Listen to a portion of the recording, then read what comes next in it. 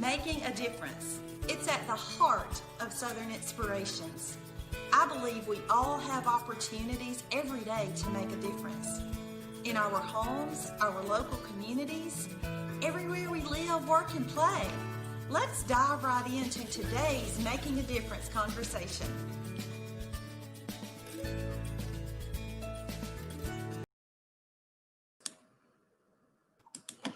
Good afternoon, everyone. I'm Michelle Hill with Southern Inspirations, and joining me for another episode of Joyful Living is Karen Walker with Karen Walker Speaks. Well, hey, hello. Happy Friday, 1 week before Christmas. Oh my. Oh my God. I cannot believe it's already here. I know, and it came fast, didn't it?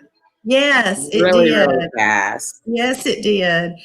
Well, thank you for being here, Karen. I know that we're going to have a joyful, vibrant conversation as we always do. Thank you to everyone who has already joined.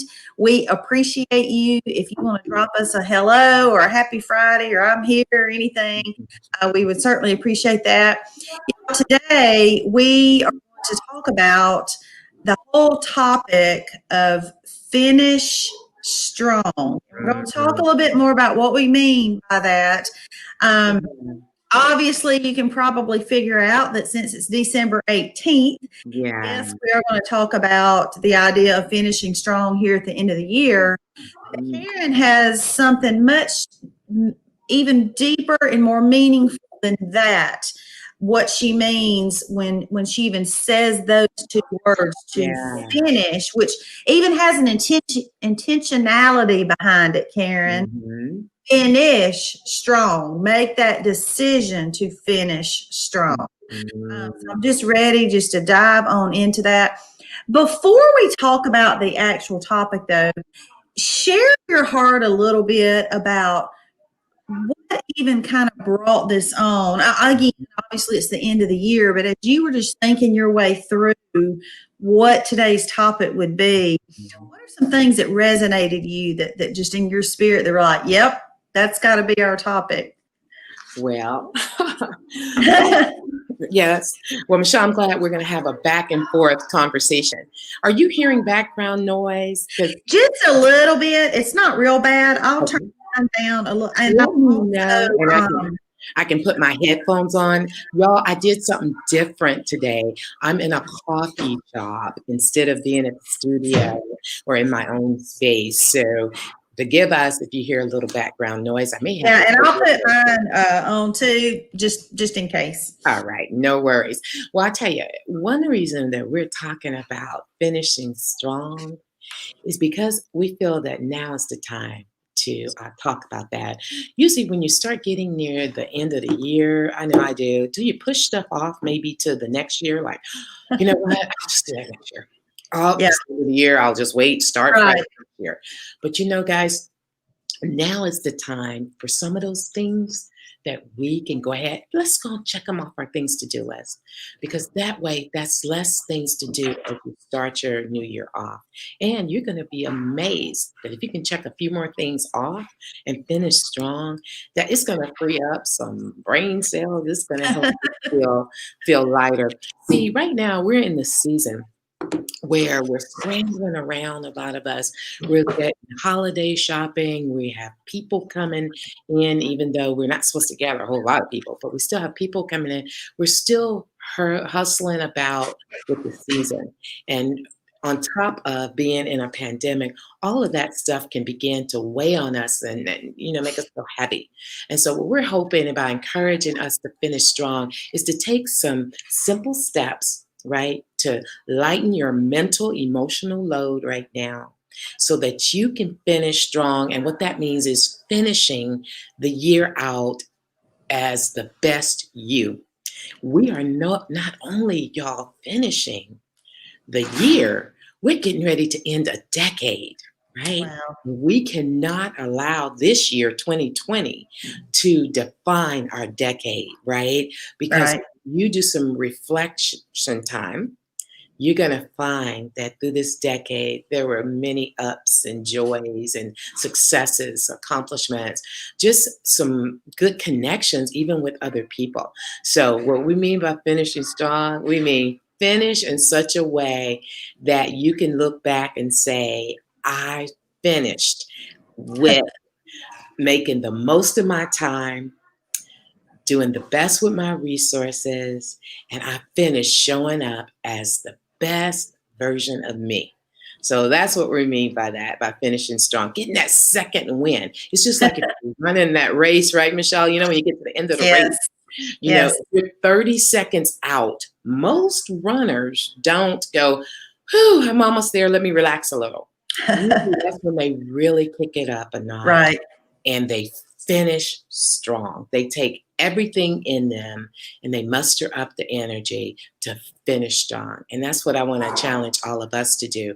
All that's within us, that we would muster up the energy and we finish this decade strong, not allowing this year to define who we are. I really like the way you set that up. I haven't thought about that in that context until you said it, that all of the challenges, all of the loss that many of us have experienced, the change, the transition, gosh, there's so many words we could put in there, right? And we've all experienced that in different ways. It would be easy to say, this year sucked. Just Yeah. keeping it real. Or this, oh gosh, this is how I finished this year or this decade, and hang on to that negativity. However, to your point, and we talk about this all the time, we have a choice. That's our big word, always. Always. And we can choose to finish differently, finish with a different mindset. As you mentioned, check some things off that we might be tempted to procrastinate upon and until the calendar, flips over. So what are some of the things that we can do, Karen, speaking of mindset, to get ourselves ready to go over that checklist, if you will? Okay, let's see. I glanced over at my list because I wrote like a whole lot of stuff down, but you know how that is. You write a list, you're like, you're not going to talk about all that stuff. One of the things you can do is think about it. What were your goals this year? What's your goals this year or even the last couple of years? Right. I need you to look at that goal list. What's on that list that you still have time to make it happen? If you can meet one of those goals before the end of the year, that's another success that you're going to be able to celebrate. The more we can celebrate our successes, the more confident we become, and it gives us more energy to do the next thing. Another thing I want you to ask yourself, what is it that I've been procrastinating to do? What's something you've been putting off, putting off, putting off? Is there something on that procrastination list that you could possibly take care of before the end of the year? Now, one of the things that Michelle said that is so powerful is being able to adjust our mindset, being able to not focus in on the negative. Because I tell you, 2020 has a long, unending list, right? We can focus in on this negative. But y'all, just as we have that negative over here, there's still some positives over here, right? And so changing our mind is we become, right, what we behold. Right. Whatever we're focusing in on, that's going to dictate a lot of times our choices, our attitudes, our get up and go when I want to. So think about it. What can you do to help shift your mindset? What are the positives you've had this year? What are you full of hope? What are you hoping for the new year? If this year just sucked, and it did. So don't go into another year feeling that way. Charge into the new year with a strategy to do better. So what's another thing you can do? You can set yourself up to be successful next year. What's the things you need that can help you have a better year than you had this year? What are some things you can go ahead and put in order to make it easy for you? I mean, from the biggest thing to the tiniest thing. I know that one of the tiny things that I am doing to set myself up for next year is investing in, okay, get this, Uh-oh. investing in storage dishes for the refrigerator, right? Some better Storage. storage Oh, for okay. the refrigerator. Why?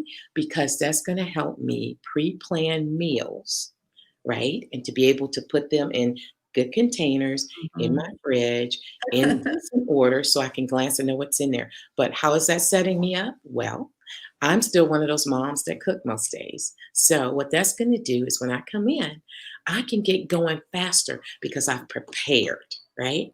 So Right. 2021 for me, cooking dinner and having dinner on the table and also assigning some family to take some days to cook, that's how I'm setting myself up in that area. And so for you, it may be your business. If you're running a business, what are some practices that you can put in place or some purchases you need to make so that 2021 is going to run like a well-oiled machine, right? 2020 is our year of learning. And so we can take that and do some things for our business. So that's what I mean by setting ourselves up for the next year. And you can already start setting your goals. What's a goal for 2021? Not putting unrealistic things. You know, y'all, sometimes we make this list of New Year's resolutions, right? And oh, we're going to do them. And then guess what? By February, it's like, what? We're off What track, happened? Yeah. we're derailed, or we just give up because it seems like we just can't get it. So look at areas in your life. Don't try to set goals for every single area, right? Because that can be overwhelming. Pick a couple of areas that you want to do well in or you want to see improvement in. Is it your health? Is it your finances? Is it maybe your career? Is it your spiritual life? Look at those areas and set some goals, realistic goals. If you say you're going to do something by, let's say the end of March, well, write down how are you going to do that? Sometimes we say we're going to do them and then there's no plan.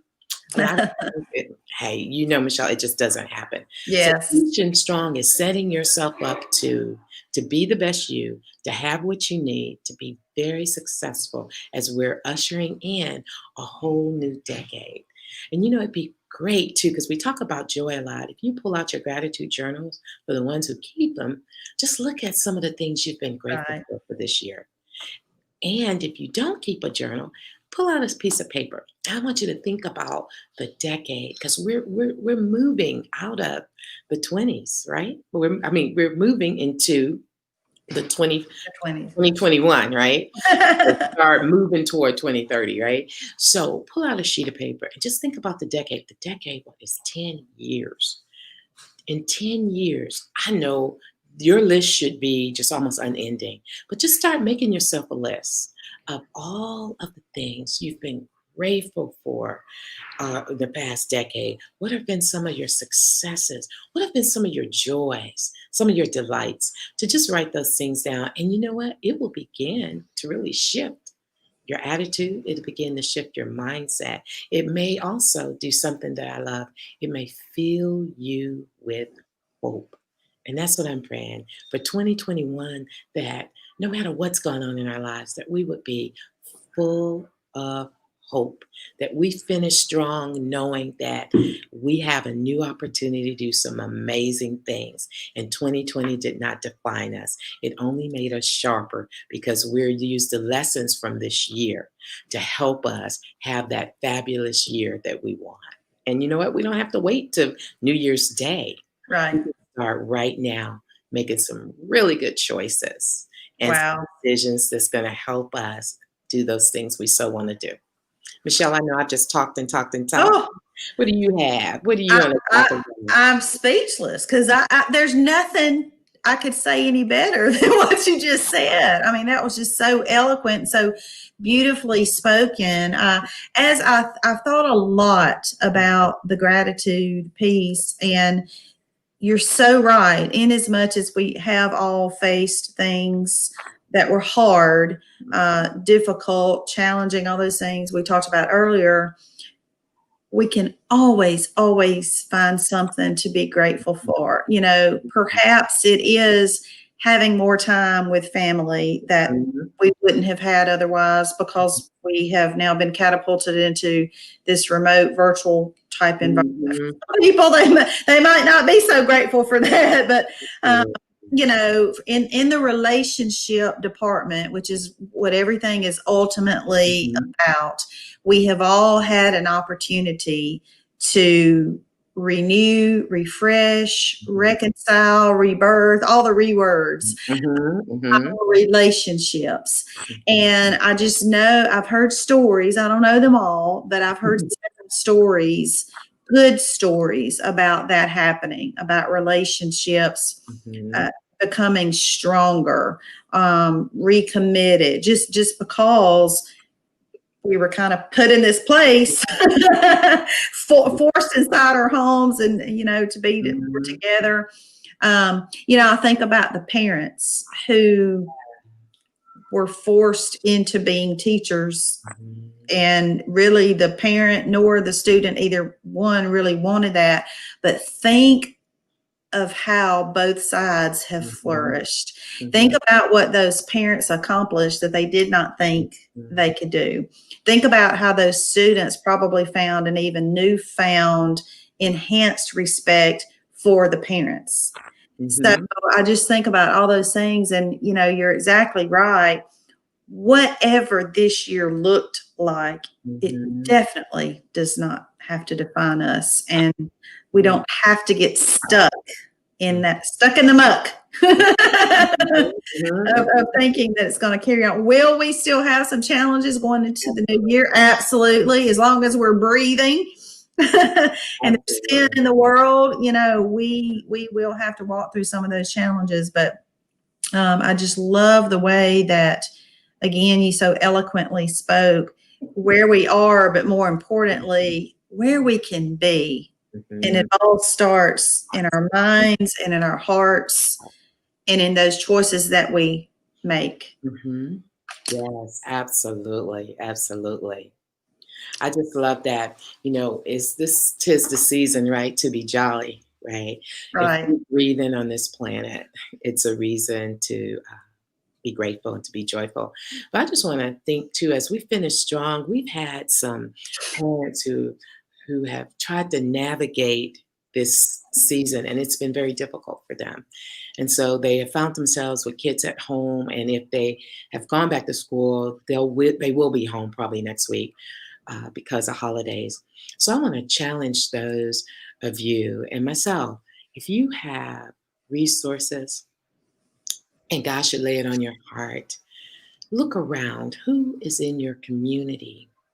Who might you bless this Christmas? Rather than more stuff for us, Right. how can we bless some families? You know, kids at home, they eat a lot, right?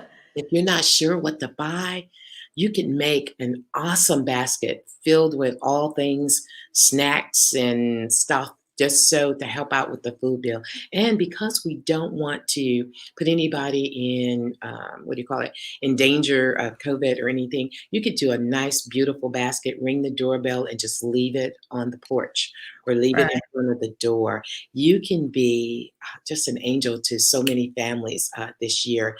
Part of finishing strong is being the best you, and the best you looks out too for those around you. We are our brother's keeper.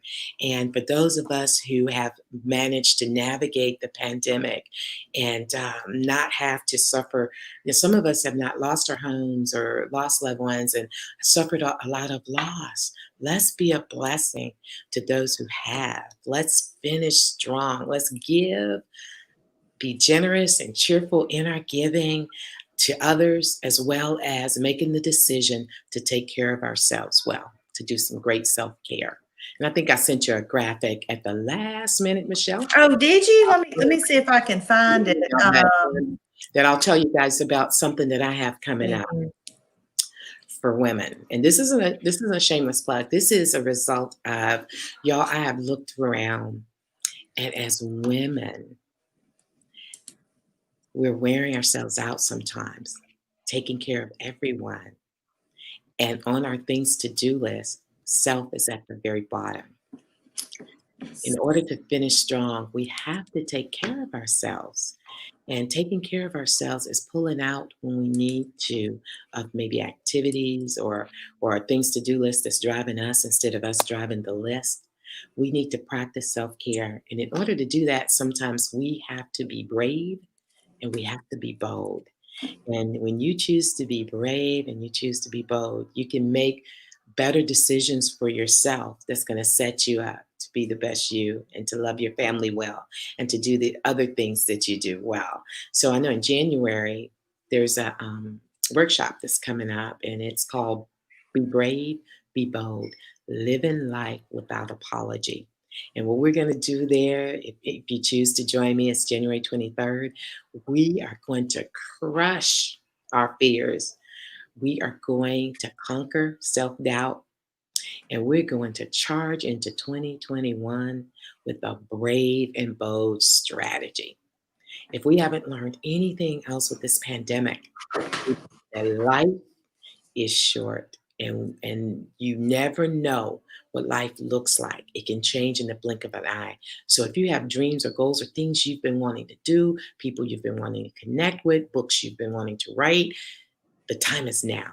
So hopefully you can join us January 23rd and we can help you get on a path that's going to really set you up to have the best life ever because you're going to show up and you're going to learn to be more brave and more bold and you're going to be able to make those decisions that's going to be best for you and your family, and in return others around you are going to benefit from it. So Karen, I've popped your website back up there. I see that this is a virtual time together. So can folks sign up via your website or what do they need to do? They will, they can follow me on Instagram. Okay. Karen Walker Speaks. Okay. Or my Facebook page, Karen Walker Speaks. And I'll drop the link. We're dropping the link tonight when registration is going to open for it. We just want to let everybody know it's there. Save the date, put it on your calendar, but you can register tonight. The link will be there on my Instagram page and on Facebook. Both are Karen Walker Speaks. That's an opportunity for women to set yourself up to live your best life. 2021 will be here before we know it. We'll be off and going. And so what I'm hoping is you'll join us and get some new tools and strategies for you, because it's all about you learning how to take care of you. I like that. I'm going to pop it up one more time. Okay. And this graphic is actually on your Instagram. And is it on your Facebook as well? Mm-hmm. It is.